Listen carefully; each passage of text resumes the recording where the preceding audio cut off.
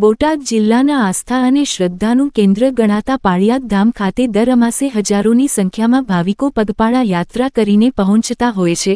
અમાસ ભરવા માટે દૂર દૂરથી આવતા પદયાત્રીઓની સેવા માટે વિવિધ સમાજ સંસ્થાઓ અને સેવાભાવી ગ્રુપો દ્વારા સેવા કેમ્પોનું આયોજન કરવામાં આવી રહ્યું છે। યાત્રાળુઓની સુવિધાને ધ્યાનમાં રાખીને રસ્તામાં અનેક સેવા કેમ્પ અને રાવટીઓ ઊભી કરાઈ છે, જ્યાં પદયાત્રીઓને નિઃશુલ્ક ભોજન, નાસ્તો, ચા પાણી સહિતની સુવિધાઓ પૂરી પાડવામાં આવે છે। ખાસ કરીને જય વિનાથ સેવા ગ્રુપ દ્વારા ભાવપૂર્વક પદયાત્રીઓની સેવા કરવામાં આવી રહી છે।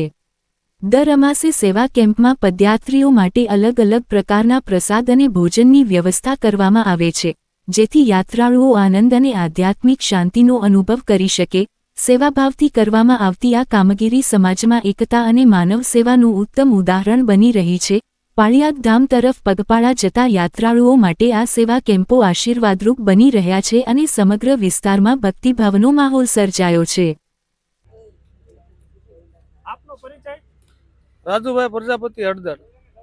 આપ પાળિયાદ પદયાત્રાએ ચાલી જતા પદયાત્રીઓની સેવા કરો છો, તો એના વિશે આપ શું કહેશો?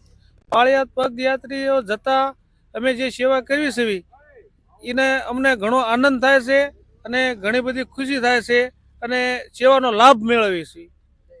પાળિયાદ પદયાત્રાએ જે પદયાત્રીઓ ચાલી જાય છે, તો એને આપ કેવો પ્રસાદ જમાડો છો? આમાં નોખો પ્રસાદ હોય છે। આજે ભજીયા છે 3-4 જાતના, અને આડે દિવસે આવતી અમાએ એવું અવારનવાર નોખી વાનગીઓ બનાવીને પ્રસાદ રાખવી છે। આપ જે સેવા કરી રહ્યા છો, એ આપની સેવા કેટલા વર્ષથી શરૂ છે? આશરે 2 થી 2.5 વર્ષથી ચાલુ છે।